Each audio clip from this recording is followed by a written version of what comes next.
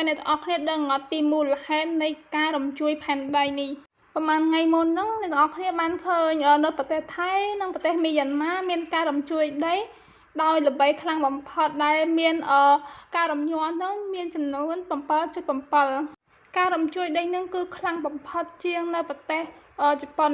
នៅប្រទេសជប៉ុនយើងដឹងហើយថាប្រទេសជប៉ុនអាសារំជួយដីខ្លាំងណាស់តែចំពោះការរំជួយដីផុសនៅប្រទេសជប៉ុនហ្នឹងគឺមានត្រឹមតែ6ជាងអីទេតែនៅប្រទេសមីយ៉ាន់ម៉ាហ្នឹងគឺមានទៅរហូតដល់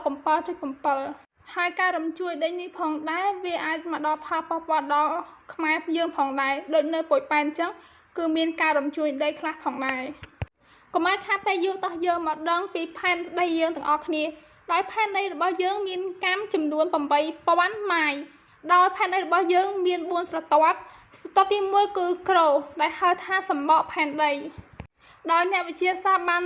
វាស់នៅលើកាំរបស់ក្រូហ្នឹងដែលមានពី5ទៅ25 ម៉ាយដែលយើងគិតត្រឹមតែស្រទាប់ដីប៉ុណ្ណោះរីឯ3ទៅ5 ម៉ាយវិញយើងគិតពីស្រទាប់របស់ទ្វីបសមុទ្រក្រូឬមួយសម្បកផែនដីវាមានស្រទាប់ថ្មដ៏រឹងមាំមកពីខាងក្រៅបំផុតនៅលើភពផែនដីហើយវាក៏មានតួនាទីសំខាន់ផងដែរសម្រាប់អថេរភាពរបស់មនុស្សការផ្ដល់បរិស្ថានធនធានធម្មជាតិនិងគ្រោះមហន្តរាយភូមិសាស្ត្រនៃដែលប៉ះពាល់ដល់មនុស្សផងដែរទី2គឺមែនថលដែលមានកាំចំនួន 1,800 ម៉ាយមែនថលគឺជាស្រទាប់ដ៏ក្រាស់បំផុតហើយភាគច្រើនក៏ជាស្រទាប់រឹងនៃភពផែនដីផងដែរដែលវាស្ថិតនៅចន្លោះសម្បកនិងស្នូលហើយត្រូវបានផ្សំឡើងពីថ្មស៊ីលីតដែលសម្បូរទៅដោយជាតិដែកនិងម៉ាញ៉េស្យូមមែនថលក៏ដើរតួនាទីសំខាន់ផងដែរដែលនៅក្នុងនោះមានបន្ទះផ្លាកែតជំរុញចរន្តខ្យល់ដែលផ្លាស់ទីបន្ទះតិចតួចនេះនិងនៅក្នុងការវិវត្តនៃសម្បកផែនដីតាមរយៈដំណើរការដូចជាភ្នំភ្លើងនិងបន្ទុះផងដែរទី3គឺ outer core ដែលយើងហៅថាស្នូលខាងក្រៅដោយស្នូលខាងក្រៅរបស់វាមានកាំចំនួន 1,400 ម៉ាយហើយអ្នកវិទ្យាសាស្ត្របានប៉ាន់ស្មានសម្រាប់ទៅលើសីតុណ្ហភាពរបស់ស្នូលខាងក្រៅរបស់វាហ្នឹងដោយគេគិតទៅ Fahrenheit ពី 3,000 ទៅដល់ 4,500 Fahrenheit ដោយស្នូលខាងក្រៅគឺជាស្រទាប់រាវដែលសម្បូរទៅដោយជាតិដែកដែលស្ថិតនៅចន្លោះស្នូលរឹងខាងក្នុង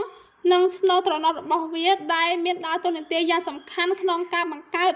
នៅដែនម៉ាញេទិករបស់ផែនដីតាមរយៈចលនានៃអង្គធាតុរាវរបស់វាដោយស្នូលខាងក្រៅនឹងវាមានស្រទាប់ពីរដែលលាយចូលគ្នាគឺជាតិដែកហើយនិងនីកែ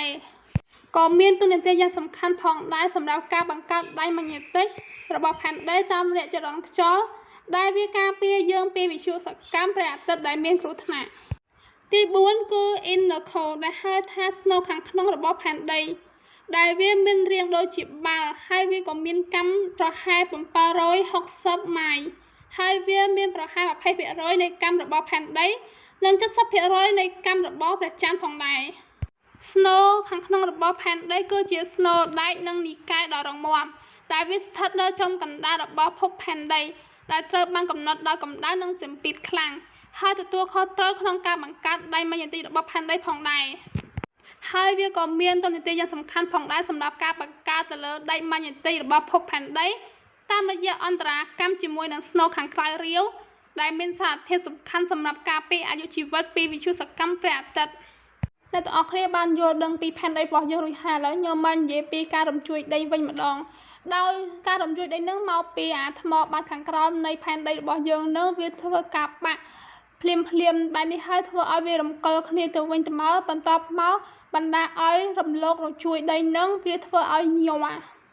ក្នុងកំឡុងពេលដែលរំជួយដីនឹងចំពោះដុំថ្មដែលចាប់ដើមផ្លាស់ទីនឹងពួកវាបានបន្ត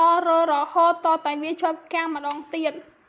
កន្លែងក្រោមដីដែលថ្មបំបែកដំបូងនឹងត្រូវបានគេហៅថា focus or hypocenter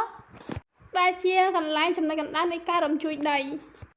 ហើយមួយបែបទៀតការរំជួយដីនឹងអាចលើកមកពីការយើងចិច្ចយោរ៉ែឬមួយក៏យើងខួងដីផងដែរវាបណ្ដាលឲ្យខូចទ្រង់ទ្រាយដីឬមួយស្រទាប់ដីរបស់យើងកាន់តែស្ដាំអរគុណបងប្អូនទាំងអស់គ្នាសម្រាប់ការតាមដានទស្សនាវីដេអូតាំងពីដើមរហូតដល់ចប់បងប្អូនទាំងអស់គ្នាកុំភ្លេចជួយចុច like និង subscribe ឲ្យនាងខ្ញុំម្នាក់មួយផងដើម្បីទទួលបាននូវព័ត៌មានថ្មីៗបាយបាយ